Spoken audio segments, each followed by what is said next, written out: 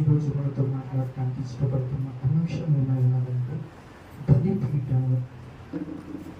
మన జీవితాల్లో కొలువుగా ఉన్న స్థలం ఏమైనదంటే బలిపీఠం అన్నది. ఈ మాట నేను ఎందుకు చెప్తున్నానంటే, పాత నిబంధన గ్రంథంలో మనం చూసినట్లయితే ఇశ్రాయేలు ప్రజలు దేవుని సమీపించేటప్పుడు ఏం చేస్తారంటే, వాళ్ళకున్న నిబంధన కావచ్చు, కట్టడ చెప్పున వాళ్ళు ఏం చేసేవాళ్ళంటే బలులు అర్పిస్తూ వచ్చేవాళ్ళు. ఆ బలుల్లో కొన్ని ఏమేమి దహన బలి ఉన్నది ఒకటి, ఇంకోటి ధాన్య బలి, లేకపోతే మన పాడి పంటలు మనం ఏం చేస్తామంటే ప్రథమ ఫలం అని చెప్పేసి దేవునికి ఆ దినముల్లో అర్పించేవాళ్ళు.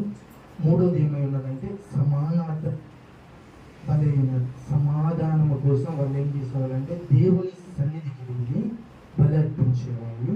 నాలుగోది ఏమైనదంటే పాప పరిహారార్థ బలి. ఐదోది అపరాధ పరిహారార్థ బలి. ఈ 5 బలి వాళ్ళు ఏం చేసేవాళ్ళంటే పరిశుద్ధ, లేకపోతే వారు ఏం చేసేవాళ్ళంటే ఆరాధించడానికి వెళ్ళినప్పుడల్లా వారిలో ఏదైతే కుదురుగా ఉన్నదో ఆ పని నిమిత్తము దేవుని సన్నిధికి వెళ్ళి, దేవా ఈ దహన బలిని నీకు అర్పిస్తున్నాను, ఈ అర్పణను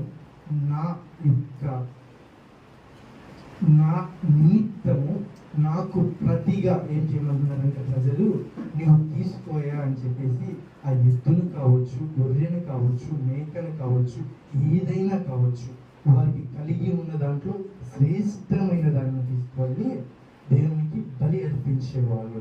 అయితే ఈ దినం నేను చెప్పబోతున్నది ఏమన్నా, ఈ విషయాలన్నీ మనకు తెలుసు, కానీ కొంచెం లోతుగా మనం చూద్దాం.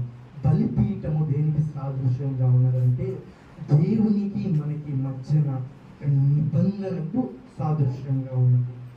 మనం అనుకోవచ్చు, నాకు నిబంధన ఉన్నది కదా పరిశుద్ధ గ్రంథమైన బైబిల్, ఆ నిబంధన ఉన్నగా ఈ బలిపీఠంలోనికి మరలా నేను వెళ్ళాలా అని చెప్పేసి మన జీవితాల్లో మనం ఏం చేస్తూ ఉంటామంటే వాక్యాన్ని చదువుతాము, ధ్యానిస్తాము, నడుస్తున్నాం అనుకుంటాం, కానీ కొన్ని సందర్భాల్లో మనం ఏం చేస్తామంటే తప్పిపోతూ ఉంటాం. ఆ తప్పిపోయిన సందర్భాల్లో మనం సరిచేయబడాలంటే మనకేం కావాలి? బలిపీఠం అవసరమై ఉన్నది. దాని యొక్క ఆవశ్యకత మన జీవితంలో ఎంతో ముఖ్యమై ఉన్నది. అయితే ఈ బలిపీఠం యొక్క ప్రాముఖ్యత, మొదటిగా మనం అనుకుంటాం బలి అర్పిస్తుంది నేను కదా, ఆ బలి నాకు అని చెప్పేసి మనం అనుకుంటాం.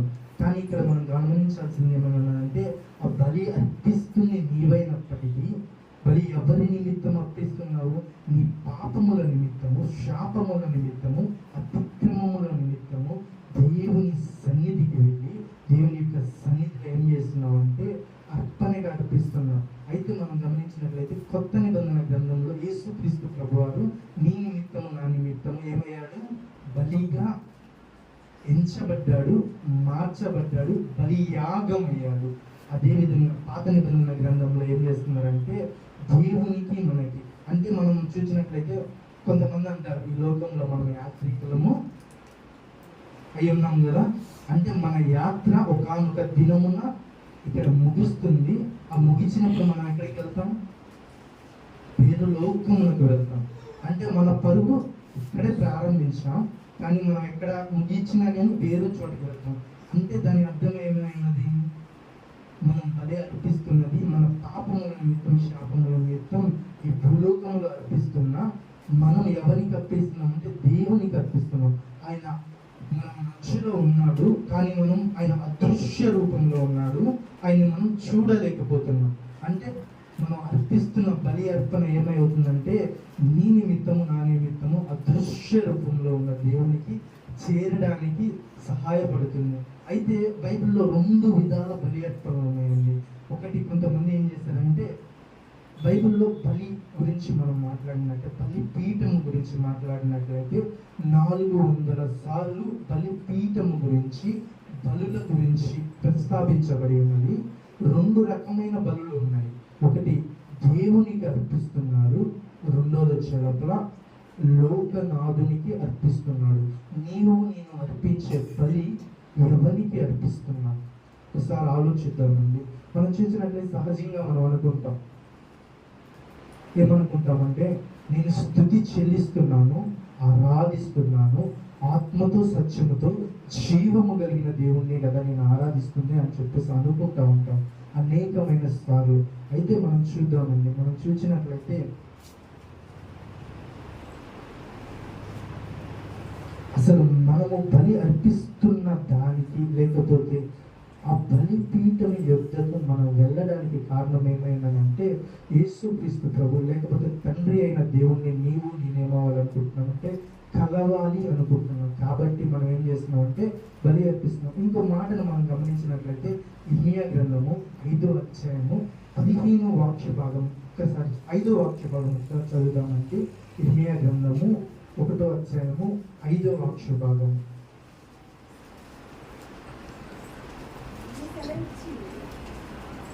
నేను చదువుతానండి. యెహోవా వాక్కు నాకు ప్రత్యక్షమై ఇలాగు సెలవిచ్చెను, గర్భములో నేను నిన్ను రూపింపక మునుపే నిన్ను ఎరిగి ఉన్నాను. చాలండి. ఇక్కడ మనం చూసినట్లయితే మనం తల్లి గర్భంలోనికి రాకముందే దేవుడు మనం ఎరిగి ఉన్నాడు. ఎక్కడ ఎరిగి ఉన్నాడు?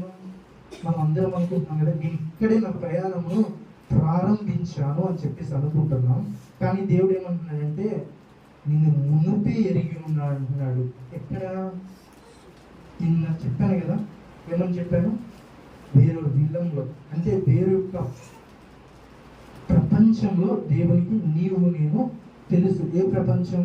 ఆత్మీయ ప్రపంచంలో, లేకపోతే తండ్రి దగ్గర నీవు ఉన్నప్పుడు నీవు నేను ఆయనకు తెలుసు. అయితే మనం ఏం చేస్తున్నామంటే ఆయన ఏమని చెప్తున్నానంటే నీవు నేను ఆయనకి తెలిసినప్పటికీ ఈ భూమి మీదకి వచ్చిన తర్వాత నీ నా క్రియలనేవి అపవిత్రపరచబడినప్పుడు, ఆయనకి దూరమైనప్పుడు వాటన్నిటిని మనం ఏం చేస్తున్నామంటే సరిదిద్దుకోవడానికి ఈ బలిపీఠమును మన కొరకు కట్టించి ఉన్నాడు.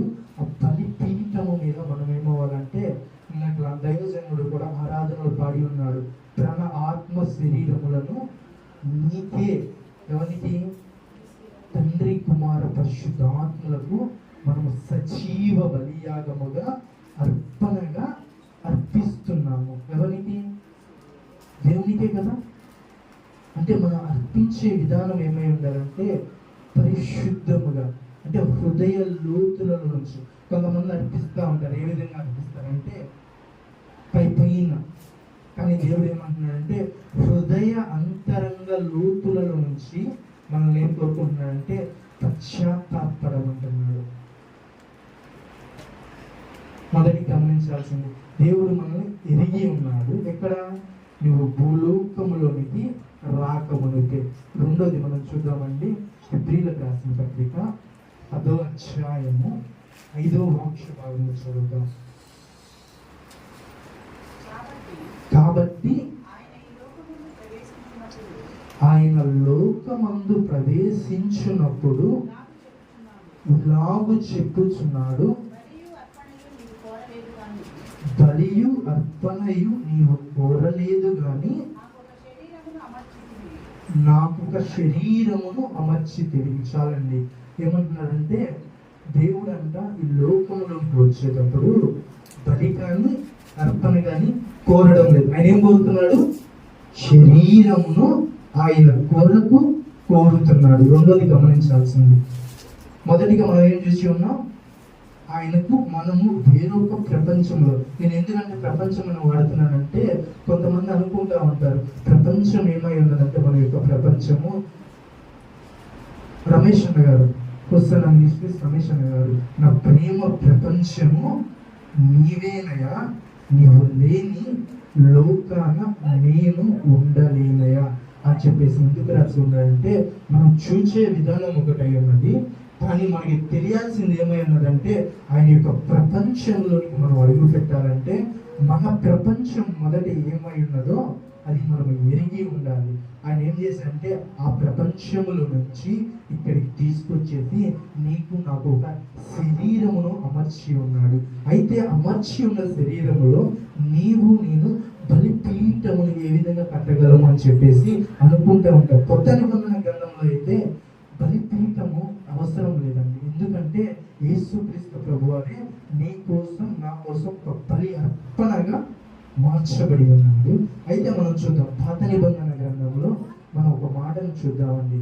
మొదటి రాజుల గ్రంథము 18వ అధ్యాయము 30 నుంచి 32 వరకు ఒకసారి చదువుదాం. మొదటి రాజుల గ్రంథము 18, 30 నుంచి 32 వరకు. అప్పుడు ఏలియా నా దగ్గరకు రండని జనులందరితో చెప్పగా జనులందరూ అతని దగ్గరికి వచ్చిరి. అతడు కింద పడద్రోయబడి ఉన్న యెహోవా బలిపీఠమును బాగు చేసి యెహోవా వాక్కు ప్రత్యక్షమై నీ నామము ఇశ్రాయేలీయులగునని వాగ్దానము నొందిన యాకోబు సంతతి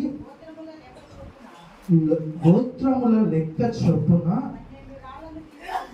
12 రాళ్లను తీసుకొని ఆ రాళ్ల చేత యెహోవా నామమున ఒక బలిపీఠమును కట్టించి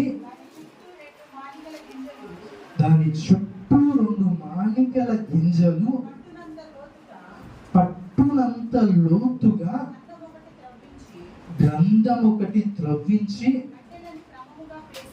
కట్టెలను క్రమముగా పేర్చి ఎద్దును తునాతునకలుగా కోసి ఆ కట్టెల మీద ఉంచి జనులు చూచుచుండగా మీరు 4 తొట్ల నిండా నీళ్లను నింపి దహన బలి పశు మాంసము మీదను కట్టెల మీద పొయ్యుడని చెప్పాను. చాలండి. ఇక్కడ మనం చూసినట్లయితే ఇక్కడ ఏం చేస్తున్నారు? ఎవరు చేస్తున్నారు? మొదటిగా ప్రవక్త అయిన ఏలియా గారు చేస్తున్నాడు. అదే మనకు కూడా ఒక పాఠం. ఈరోజు మనం చూడబోతున్న విషయం ఏమైనదంటే, దేవుని యుద్ధ నుంచి వచ్చిన మనము, ఈ శరీరములో అమర్చబడిన మనము, మన జీవితంలో పడద్రూయబడి ఉన్న బలిపీఠమును ఏ విధంగా కట్టుకోవాలి అన్న విషయాన్ని చూద్దాం. మొదటిగా ఏమవ్వాలంటే ఆయన ఏం చేశాడు? 12 గోత్రములు అంటే ఏర్పరచబడిన వారు. ఏ విధంగా ఏర్పరచబడ్డారు? అబ్రహాము, ఇస్సాకు, యాకోబు యొక్క సంతతి చొప్పున ఆయన ఏం చేశాడంటే 12 గోత్రములు ఉన్నాయి కదా, ఆ 12 గోత్రముల చొప్పున 12 రాళ్లను ఏం చేశాడంటే ఫ్లాట్ గా ఏం చేశాడు? పరిచి, అక్కడ మనం గమనించినట్లయితే పరిచిన తర్వాత గుంటను తోడించాడంట. ఎన్ని మానికలు? 2 మానికలు పట్టున్నట్టుగా. మనం చూసినట్లయితే బియ్యం తీసుకున్నాం అనుకోండి, ఒక మానిక అంటే ఎంత వస్తుందండి? నాకు తెలియదు, ఒకసారి చెప్పరా? ఒక మానిక అంటే 2 కేజీలా? 2 కేజీలా 5 కేజీలా? 2 కేజీలు కదా. ఆయన ఏం చేశాడు? 4 మానికలు బియ్యం తీసుకొని వాటిని నిలువుగా బెరిస్తే ఎంతైతే ఎత్తు వస్తుందో అంత ఎత్తు వచ్చినంత వరకు గుంటను తవ్వించాడంట. దేని చుట్టూరు? బలిపీఠము చుట్టూరు. మొదటిగా గమనించవలసింది ఏం చేశాడు? గుంటను తవ్వించినోడు ఏం చేశాడంటే తర్వాత బలిపీఠము మీద అర్పణగా అర్పించవలసిన బలి యాగం ఏం చేశాడంటే సంపూర్ణముగా ముక్కలు చేశాడు. ఏ విధంగా మనం చూసినట్లయితే మనం అందరము చికెన్ తెచ్చుకుంటాం కదా, చేపలు తెచ్చుకుంటాం కదా, మాంసం తెచ్చుకుంటాం కదా. తెచ్చుకున్నప్పుడు మనం ఏం చేస్తాం? శుభ్రంగా కట్ చేయించుకొని తీసుకుని వచ్చేసి బలిపీఠం మీద పెడతాం. అంటే వండుకుంటానికి మనం రెడీ చేసుకుంటాం. కట్ చేసేటప్పుడు వేస్ట్ మొత్తాన్ని తీసేస్తారు కదా. అదే విధంగా ఏం చేశారంటే మొత్తాన్ని తీసేసి తునకలు చేసి బలిపీఠము మీద పెట్టి అక్కడ మనం చూసినట్లయితే 4 తూముల నిండా, అంటే మన భాషలో మాట్లాడుకుందాం, 4 రమ్ముల నిండా, మన ఇంటి దగ్గర ఉంటాయి కదా నీళ్ళు నింపుకుంటామే, అట్లాంటి వాటి నిండా 4 ఎన్నిసార్లు పోయించాడు? ఫస్ట్ ఒకసారి తెప్పించాడు, తర్వాత అదే విధముగా ఎన్నిసార్లు? 2 సార్లు. అంటే మొత్తం ఎన్ని అవుతుంది? మూడు సార్లు అవుతుంది. మూడు సంపూర్ణతకు ఆయన ఏం చేశాడంటే చేయించిన దాన్ని ఏం చేశాడు? తరువాత యెహోవా నామమునకు ప్రార్థన చేశాడు. ఏ విధంగా చేశాడంటే మొదటిగా ఒప్పుకుంటున్నాడు. ఏమని ఒప్పుకుంటున్నాడు? నా పితరులు నిన్ను ఆశ్రయించకుండా తప్పు ద్రోవ నడిచి తప్పిపోయారయ్యా, వారి పాపములను క్షమించని చెప్పేసి ప్రార్థన ప్రారంభించినప్పుడు ఏమైనదంటే దేవుని నామ మహిమ నిమిత్తము అగ్ని దిగి వచ్చి ఆ బలిపీఠము మీద ఉన్న అర్పణ మొత్తాన్ని ఏం చేసిందంటే దహించి వేసింది. అక్కడ ఇంకో మాట రాయబడి ఉంటుంది ఏంటంటే, ఏదైతే గుంటను తవ్వించి ఉన్నాడో ఆ గుంట మొత్తం అంతా నీళ్లతో నింపబడి ఉన్నది. కట్టెలు కూడా తడిగా ఉన్నాయి, మాంసము కూడా తడిగా ఉన్నాయి. దానికి ముందు ఇంకో సందర్భం కనబడుతుంది ఏంటంటే, వాళ్ళు కూడా బలర్పిస్తానికే వచ్చారు. వాళ్ళు కూడా ఏం చేస్తుందంటే ఉదయం మొదలుకొని సాయంకాలం వరకు ఏం చేస్తుందంటే బలి చుట్టూరు ఏం చేస్తున్నారు? ఆరాధిస్తున్నారు. ఇంకోటి ఏంటని చెప్పిన, వాళ్ళు ఆరాధించే విధానం ఏముంటుందంటే బ్లేడులను తీసుకొని కొన్ని చోట్ల మనం చూసినట్లయితే జాతర జరిగేటప్పుడు ఒళ్ళు ఏ విధంగా కోసుకుంటారో ఆ దినములలో ఆచారం అనేది కొనసాగుతుంది. అక్కడ ఒక మాట అంటాడు దైవజనుడు, ఏమని అంటాడంటే, నీ దేవుడు నిద్రపోతున్నాడు, కొద్దిగా గట్టిగా ఆరాధించు అని చెప్పేసి అంటాడు. ఇక్కడ నేను ఈ మాటలు ఎందుకు గుర్తు చేస్తున్నానంటే, రెండు విధములైన బలి అర్పణలు మన కళ్ళ ముందు కనపడుతున్నాయి. మనం అర్పించే విధానము ఏ విధంగా ఉన్నది. ఇప్పుడు మనం ఏ విధంగా బలి పీఠమును కట్టాలో మనం చూద్దామండి. మొదటిగా మనం చూసినట్లయితే విరిగి నలిగిన హృదయంలో నుంచి వస్తుంది కదా మొర. ఆ మొరను దేవుడు ఏం చేస్తాడంటే, నువ్వు ఆ మొరతో మొదటిగా ఏం చేశాడు? ప్రవక్త వెళ్ళాడు, బలిపీఠమును సరిచేశాడు. అదేవిధంగా నేను కూడా దేవుని యొద్దకు వెళ్ళేటప్పుడు మనం ఏం చేయాలంటే, మన జీవితంలో ఎక్కడైనా ఏదైనా పరిస్థితుల్లో దేవునికి దూరముగా వెళ్ళిపోయామేమో అని చెప్పేసి ఒకసారి గుర్తు చేసుకున్న విషయాన్ని అక్కడ విడిచిపెట్టమంటున్నాడు. ఇక్కడ దైవజనుడు ఏమంటున్నాడంటే, కట్టుకో అంటున్నాడు.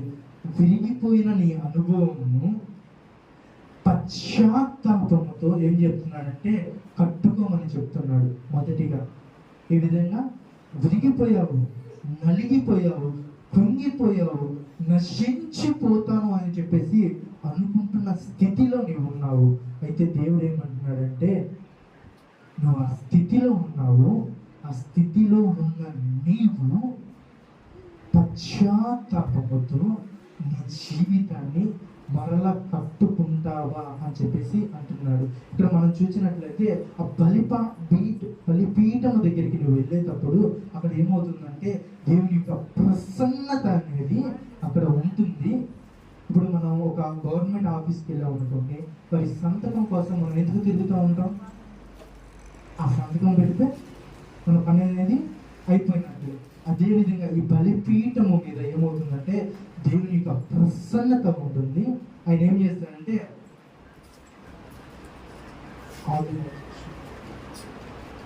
ఆయన అప్రూవల్ ఇస్తాడు. ఏ విధంగా?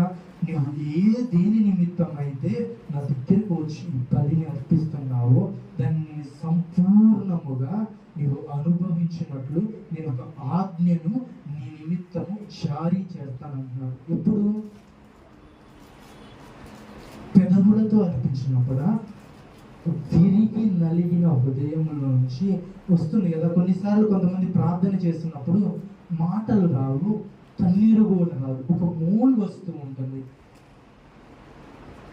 గమనించాడు ఎప్పుడైనా? నువ్వు బాగా బాధలో ఉన్నప్పుడు దేవుని సన్నిధికి వెళ్ళినప్పుడు ప్రార్థించేటప్పుడు నీ హృదయంలో నుంచి తెలియని ఒక మూలుగు వస్తూ ఉంటుంది. ఆ మూలుగులో నుంచి నువ్వు పశ్చాత్తాపడుతున్నప్పుడు దేవుడు ఏం చేస్తాడంటే, నువ్వు దేని నిమిత్తం అయితే ప్రార్థన చేస్తున్నావో దాని మీద ఆయన రాజ్య ముద్రను వేసి అది నీకు అనుగ్రహించాను అంటాడు. రెండోది ఏమైనదంటే ఆయన యొక్క వాక్కు. మనం చూసినట్లయితే సామెతల గ్రంథము అధ్యాయము 21వ వాక్య భాగంలో మనం చూసినట్లయితే అక్కడ స్పష్టంగా రాయబడుతుంది. మనం ఏం చేయాలంటే ప్రార్థించేటప్పుడు, అయ్యా నీ లేఖనములో ఈ విధంగా రాయబడి ఉన్నది కదా, ఆ మాటలను నేను ఏం చేస్తున్నానంటే నా నోటితో నేను ఉచ్చరిస్తున్నావు అంటే అది ఎక్కడి నుంచి వస్తుందండి?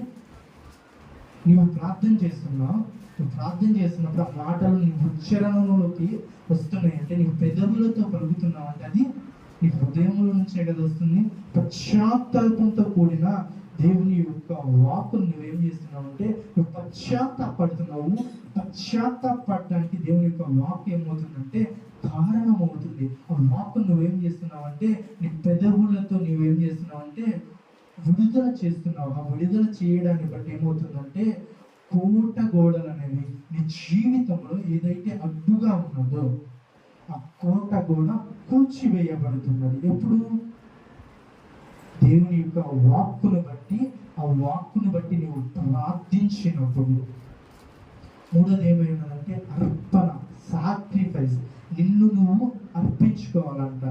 ఈరోజు నేను చూసినట్లయితే ప్రార్థిస్తున్నప్పుడు, ఈరోజు ప్రతిదినం నేను వాగ్దానం పంపిస్తున్నాను కదా, అదే విధంగా ఈరోజు కూడా నేను వాగ్దానం పంపించి ఉన్నాను. ఒకసారి ఆ మాటను చూద్దామా? రోమీలకు రాసిన పత్రిక 1వ అధ్యాయం 12వ అధ్యాయము 1వ వాక్య భాగము మనం ఒకసారి చూద్దామండి. కాబట్టి సహోదరులారా, పరిశుద్ధమును దేవునికి అనుకూలమైన సజీవ యాగముగా నీ శరీరమును ఆయనకు అనగా దేవునికి సమర్పించుకున్నాడు అని చెప్పేసి అక్కడ రాయబడుతున్నది. ఇందాక మనం చూసినట్లయితే నేను 2వ వాక్య భాగం చదివించున్నాను. హెబ్రీయులకు రాసిన పత్రిక 5:10 ఏమని చెప్పినాడు? ఆయన మనకు ఒక శరీరమును అమర్చి ఉన్నాడు. ఆ అమర్చబడిన శరీరమును ఆయన ఏమంటున్నాడంటే సజీవ బలియాగముగా ఇవ్వమంటున్నాడు. అంటే నువ్వు బ్రతికి ఉన్నప్పుడు నువ్వు బ్రతుకుతున్న ఆ తీరు ఉన్నది కదా, అది దేవుని మెప్పించేది గాను, దేవుని కొరకు, దేవుని వలన నీవు పొంది ఉన్న జీవితాన్ని దేవుని కొరకు ఆయన ఏం చేస్తున్నాడంటే ఇవ్వమంటున్నాడు. ఆయన ఇచ్చిందే కదా మొదటిగా, ఆయనే కదా దేహములో ఒక ఆత్మను అమర్చి జీవించి చెల్లించుటకు మనకు జీవం ఇచ్చున్నాడు. ఏ విధంగా అని చెప్పేసి మనం అనుకోవచ్చు. ఆదామును సృజించినప్పుడు ఆదాము యొక్క నాసికా రంధ్రములో ఆయన ఏం చేశాడు? ఊపిరి ఊదాడు కదా, ప్రాణం వచ్చింది, చలించాము, జీవించాము. అదే విధంగా దేవుడు ఏం చేస్తున్నాడంటే మనకు ఒక అవకాశం ఇచ్చాడు. రీసెంట్గా కొంతమంది సైంటిస్టులు ఏం కనుక్కున్నారంటే యేసుక్రీస్తు ప్రభువు చిన్న వయసులో ఉన్నప్పుడు బొమ్మలను, అంటే మనం పిల్లలు మట్టి బొమ్మలు ఆడుకుంటారు కదా, ఆ విధంగా అంట ఆయన బొమ్మలను చేసి వాటికి ప్రాణం పోసాడు. అర్థమవుతున్నాయి అండి? అట్టి విధంగా అదే మాటలు ఎక్కడ రాయబడినాయి అంటే పురాణంలో కూడా మెన్షన్ చేసి ఉన్నారు. అదేవిధంగా నేను కూడా ఆయన ఏం చేస్తున్నాడంటే జీవము లేని వాడికి జీవం ఇచ్చాడు. నేను జీవము కలిగి ఉన్న మనలో ఆయన ఏమంటున్నాడంటే నీ జీవితం ఇచ్చింది నేను, ఆ జీవితం నేను ఇచ్చానని చెప్పేసి నువ్వు ఎరిగినప్పుడు నువ్వేం చేయాలంటే నిన్ను నువ్వు అర్పణగా మార్చుకోమంటున్నాడు. మొదటిది. రెండోది ఏమైనదంటే మనము నిత్యము స్తుతి యాగం చేయాలంట. నేనేం చెప్పాను? అర్పణలో 4 విషయాలు చెప్తున్నాను, గుర్తు పెట్టుకోండి. మొదటి, నిన్ను నువ్వు యాగముగా మార్చుకున్నావు. 2వ వాక్య భాగం చదువుదామండి. హెబ్రీయులకు రాసిన పత్రిక 13వ అధ్యాయము 15వ వాక్య భాగం చదువుదాం. 13-15 తొందరగా చదువుదామండి, సమయం లేదు.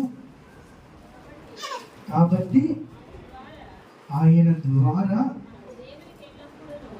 మనము దేవునికి ఎల్లప్పుడూ స్తుతి యాగము చేయుదుము. చాలండి. ఇక్కడ మనం ఏమని రాయబడుతుంది? ఆయన ద్వారా. అంటే ఎవరిచ్చింది?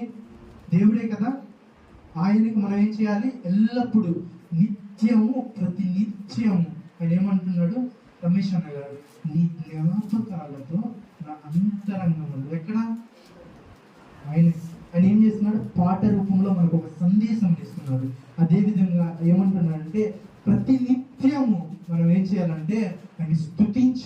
విధముగా స్తోత్ర యాగముగా మనం ఏం చేయాలంటే మార్చబడాలి. రెండోది ఏమైనది? స్తోత్ర యాగముగా మనం మార్చబడాలి. నువ్వు అర్పణగా అర్పించుకున్నావు నువ్వు. రెండోది, అర్పించుకున్న నీవు నిత్యము 24 పెద్దలు, 4 జీవులు, వేలాది దేవదూతలైన పరిశుద్ధుడు పరిశుద్ధుడు పరిశుద్ధుడు అని చెప్పేసి ఏ విధంగా అయితే స్తుతి గానములు చేయుచున్నారో ఆ స్తోత్ర రూపములోనికి నేనేం చేయాలంటే మార్చబడాలి. వాళ్ళంతమంది అంత స్థుతిస్తున్నా కానీ దేవుడు ఏం చేస్తున్నాడంటే నీ స్తోత్ర యాగం నువ్వు ఎప్పుడైతే ప్రారంభిస్తావో నీ స్తుతుల మీద ఆసీనుడు అవ్వడానికి పరమును వీడి భూలోకమును దర్శిస్తున్నాడు. ఉదాహరణకు మనం చూసినట్లయితే అపోస్తుల కార్యాలు 16వ అధ్యాయంలో పౌలు శీలలు చెరసాలలో వెయ్యబడ్డారు. వెయ్యబడిన వారు తప్పించుకోవడానికి ఏమైనా ప్రయత్నిస్తున్నారంటే ప్రయత్నించడంలా వాళ్ళు ఏం చేస్తున్నారంటే నా జీవితంలో ఈ పరిస్థితి కలుగు చేసినందుకు నీకే స్తోత్రాలయ్యా అని చెప్పేసి స్తుతి యాగము ప్రారంభించారు. ఆ స్తుతి యాగమును బట్టి పరము నుంచి దేవుడు వారిని దర్శించగా ఆ లోకములో నుంచి ఈ లోకంలోనికి దేవుని యొక్క శక్తి, ఆయన యొక్క ప్రసన్నత దిగురాగా ఏమైనదంటే భూకంపము కలిగి ఉన్నది. చెరసాల పునాదులంట కదల్చబడి ఉన్నాయంట. ఏమైనది? నేను స్తుతిస్తే దేవుని యొక్క ప్రసన్నత దిగి వచ్చినప్పుడు ఏమవుతుందంటే నీ జీవితంలో లేకపోతే నీ కుటుంబంలో నీవు వెళ్తున్న మార్గములో ఎదురవుతున్న ప్రతి పరిస్థితిని స్తుతి యాగము ద్వారా నీవు దేవుని సమీపించినప్పుడు, ఆయన్ని సన్నుతించినప్పుడు నీవే ఆశ్రయ దుర్గం అని చెప్పేసి ఆయన్ని వేడుకున్నప్పుడు ఏమవుతుందంటే ఆ పరిస్థితిని మార్చివేయడానికి దేవుడు ఏం చేస్తాడంటే అడుగు పెడతాడు. అడుగు పెట్టినప్పుడు ఏమవుతుంది? నీ అర్పణ అంగీకరించినప్పుడే ఆయన ఏం చేస్తాడంటే ఆ పరిస్థితుల్లోకి వస్తాడు. ఆ పరిస్థితుల్లోకి వచ్చినప్పుడు ఆ పరిస్థితి అనేది మార్చివేయబడుతుంది. మూడోది మనం చూసినట్లయితే ప్రార్థన. ప్రార్థన గురించి మనం అనేక సార్లు మాట్లాడుకుంటానే వచ్చాం. కానీ మనం చూసినట్లయితే లేవికాండము 6వ అధ్యాయము 13వ వాక్య భాగము చదువుదామండి. లేవికాండము 6వ అధ్యాయము 13వ వాక్య భాగము.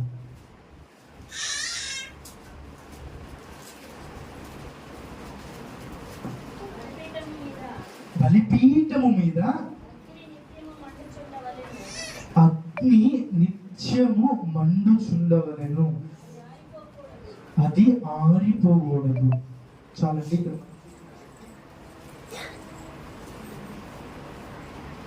బలిపీఠము మీద నిత్యము అగ్ని మండుచుండవలెను, అది ఆరిపోకూడదు. ఏది ఆరిపోకూడదు? అగ్ని. అగ్ని ఏమైనది? నా జీవితాల్లో ప్రార్థన అనే అగ్ని అంట ఆరిపోకూడదంట. ఇప్పుడు మనం చూసినట్లయితే మనం పొయ్యి మంట వేస్తూ ఉంటాం. ఒక కట్టె బాగా కాలుతున్న దాని మీద ఒక పచ్చికరను పెట్టినా, కొంచెం కొంచెం ఎండని పెట్టినా ఏమవుతుంది? అది కాలిపోతుంది కదా. అదే విధముగా ఇక్కడ ఏమంటున్నాడంటే నీలో ఉన్న ప్రార్థన అంట ఆరిపోకూడదంట. నీలో ఉన్న అనుభవం అంట ఆరిపోకూడదంట. అది ఆరిపోయినప్పుడు ఏమవుతుందంటే నీ జీవితం అనేది అర్పించే విధానాలు 2 ఉన్నాయని చెప్పాము. ఇజ్రాయేలు ప్రజలు దేవుణ్ణి అనుసరించి అర్పిస్తూ వచ్చినప్పుడు వారు ఏమవుతున్నారంటే మండుచున్న అగ్ని గోళము వలె, అగ్ని గంధకము వలె నిత్యము దేవుని సన్నిధికి చేరే ప్రార్థన వారి ఏ విధంగా ఉన్నదంటే ఆయనకి ఎంపైన సువాసనగా ఉన్నది. కానీ వారు ఆరిపోయినప్పుడు ప్రవక్త వచ్చి ఏం చేశాడంటే మరలా అగ్నిని మండించాడు. అదేవిధంగా నేను కూడా నువ్వు అనుకోవచ్చు, నేను మండుచున్నానులే అని చెప్పేసి. నీ యజమానుడు మండుతున్నాడా? నీ కుటుంబం మండుతున్నదా? నీ సహోదరుడు మండుతున్నాడా? క్రీస్తు యేసు శరీరంలో చేర్చబడిన నేను ఈ కుటుంబంలో నీవు మండుచున్నప్పుడు నిన్ను చూచి ఇతరులు ఏమవుతారంటే వారిలో ఉన్న ఆ మంట చల్లారుతున్నప్పుడు వారికి ఏమవుతుందంటే నీ ప్రార్థన వారిని దర్శించినప్పుడు వారికి కూడా మరలా ఏమవుతారంటే మంటుతారు. అవునా కదా? కానీ మనం ఏం చేస్తామంటే ప్రార్థన కూడిక అంటేనే ఆ మంటలోనికి నేను వస్తే నేను కాలిపోతానేమో, ఆ మంట నాకు వద్దులే. విజ్ఞాపన కూడికంటే అమ్మో అక్కడికి వెళ్ళిపోతే నేను దహించుకుపోతానేమో. ఉపవాస కూడికంటే నేనేడ మార్చుకునే నా పొట్ట. అవునా కాదండి? కానీ ఇక్కడ ఏమంటున్నాడు? క్లియర్గా చెప్తున్నాడు, నేను నిత్యము ముందుకు ఉండాలంట. ఆ మంట ఏమై ఉండాలంటే నీ నా ప్రార్థన అయి ఉండాలి. నాలుగోది ఏమైందంటే విత్తడం. నేను అంతకుముందు వారం కూడా చెప్పి ఉన్నాను, కానీ ఈ సబ్జెక్ట్ కాబట్టి నేను చెప్తున్నాను. మనం అర్పించే అర్పణంట కుడి చేతితో ఇచ్చేది ఎడమ చేతికి తెలియకూడదు. కానీ కొంతమంది ఏం చేస్తారంటే ఇది నేను ఇస్తున్నాను కదా, నా పేరు రాయించుకుంటా.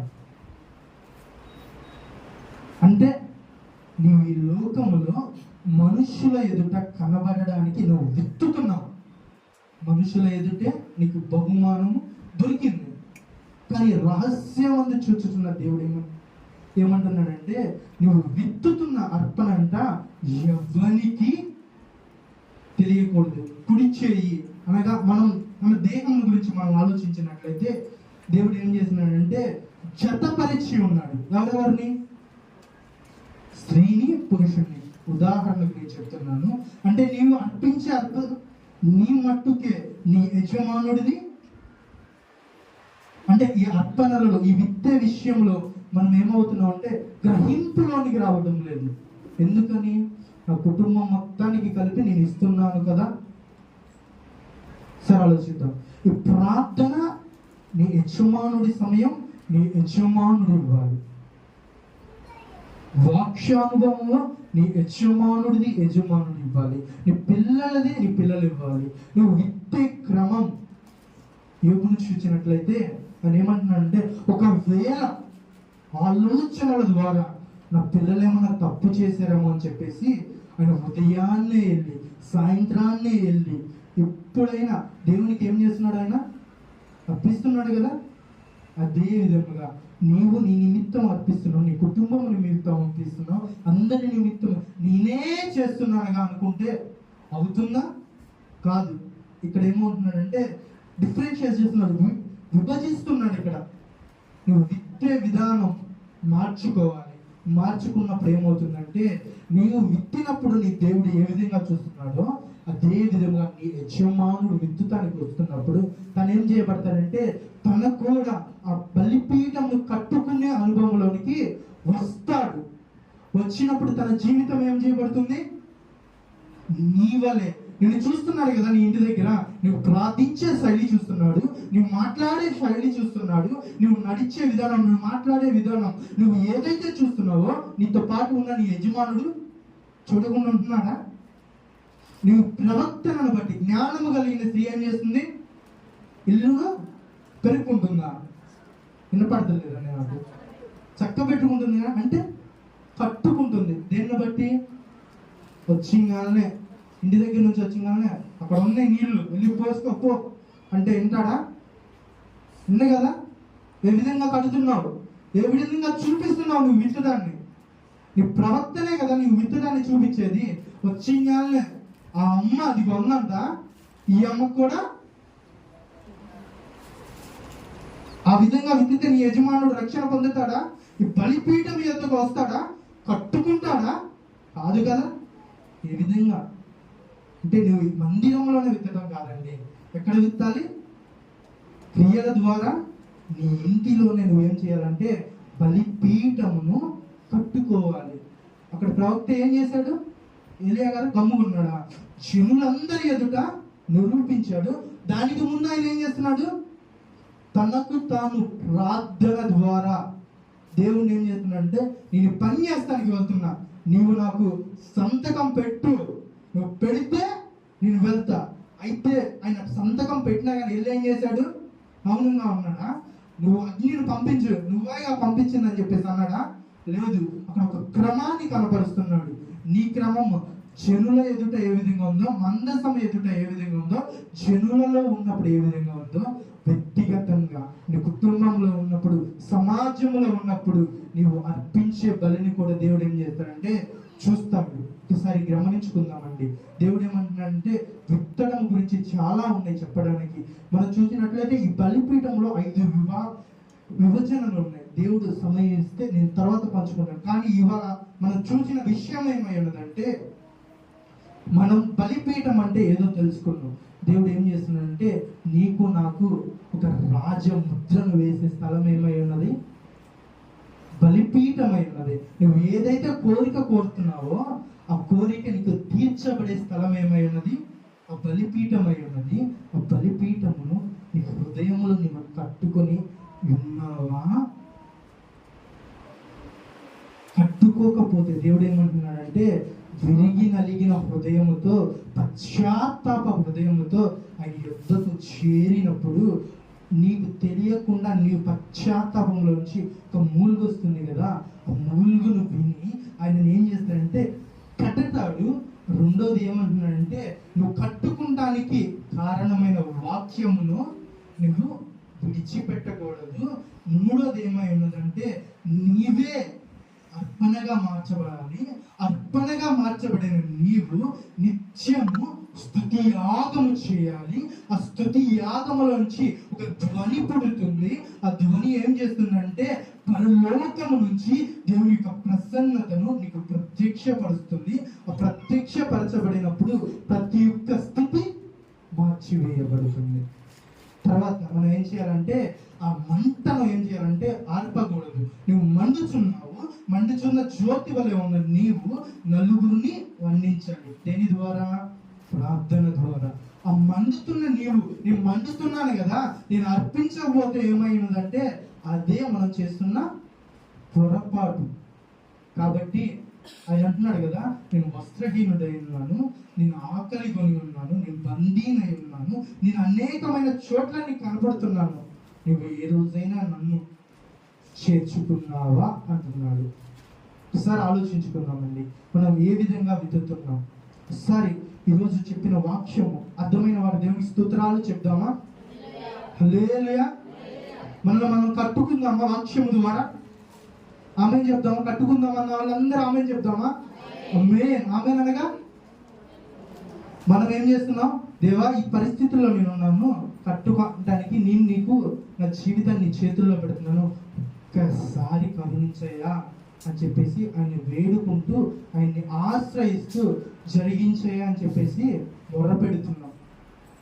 కాబట్టి ఈ వాక్యాన్ని విన్న నీవు నేను ఏ స్థితిలో ఉన్నాం, మన బలిపీఠం ఏ విధంగా ఉన్నది, మనం అర్పిస్తున్న అర్పణ దేవుని సన్నిధికి వెళ్తుందా లేదా ఒకసారి పరిశీలించుకుందాం. దేవుడి కొద్ది మాటలు మన వెనుకల్లో దీవించును గాక. ఆమేన్.